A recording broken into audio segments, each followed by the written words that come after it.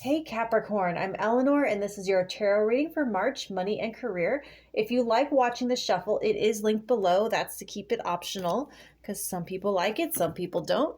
Your oracles are transformation and yellow. It says purify your body. So when something transforms, the old version ceases to exist, and sometimes it requires some cleansing and some clearing to fully reveal the new in its fullest expression. I think for some of you, and this is really specific, but you might be surprised by how much of a difference hydration makes. A lot of us we get busy and we forget. Stay hydrated. And you could also be cleaning up the clutter from your workspace to make things more efficient. You would be absolutely shocked how a space can transform, what a difference it makes just by giving something a thorough cleaning and throwing away a bunch of stuff that you don't need. What makes us feel rich isn't more stuff, but more space. And it's getting rid of a lot of things and, clearing our pathways that makes us feel more abundant. You could be cleaning up more some old files or emails to make your computer or your phone run more smoothly, and it feels like an upgrade. It feels like a new machine. If you have a physical job, pay attention to what you are using for fuel. That's going to be really important, is taking care of your body. So, let's see. What do you have? You have the Champion of Swords, which is like the Knight of Swords, and you have the Nine of Wands. So something about this feels like a meeting that maybe could have been an email or a series of meetings, but there's a lot of active communication, and I'm hearing that it's to finalize details. There could be some legalese to wade through for the purpose of proper ass covering.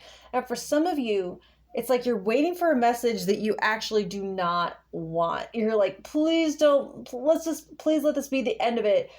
Don't come back with another counter offer. I'm tired of this. Or you're like, how many more freaking interviews is it going to take? But it feels like the discomfort that comes right before a breakthrough. It's like critical mass, and it feels like a conversation you've had so many times, you already know what they're going to say. And you're done. You're so done. You have the Nine of Wands with the Six of Swords. So something that you're anticipating.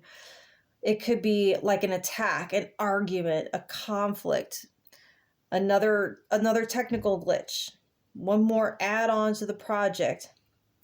Whatever it is, it doesn't actually materialize. All of this chatter and back and forth is followed by actually calm. And so you're like, did we fix it? Did we get it? Like, you could be expecting something to cost way more than it ends up costing, or you could end up having an offer or a bid accepted at a higher price than you were afraid that they were going to accept. So like there's a peaceful end to some negotiations that were starting to wear thin. I know, honey. So you have the Six of Swords and the World. Okay, what was I saying? Winner, winner, chicken dinner. You're able to put this whole mess behind you and start over completely on something new. And some of you are looking at retirement, and this was all about you putting your finances in order. And others of you, you're completing a degree, and you might have been having to go back and forth about making sure you had all your credits and your tuition paid and whatnot. So this is like the first day of the rest of your life. I see some of you were negotiating like the payoff or forgiveness of some debt, and now you can begin a new chapter free from that burden. But it's like you had to do all this back and forth to clear everything up and emerge fresh and ready for whatever comes next.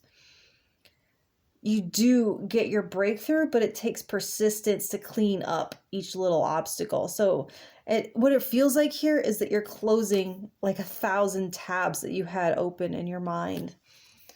So you have the World with the Hanged Man. So you're kind of pausing at the top of that winner's platform to take it all in and to make sure that you take your first steps forward on a new path and not back on the old one.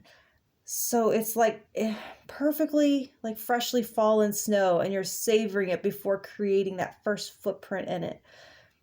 you're like the queen in chess. I don't know if you know chess, but she's the only one that can move 360. So it's like you're able to step in any direction without the old restrictions that you used to have to take into consideration, like having to be at work at a certain time, having to save for a certain payment, or literally like you had like an unworkable workspace and you moved stuff out so that you didn't need, or got a bigger space, and now you can actually physically move around more easily.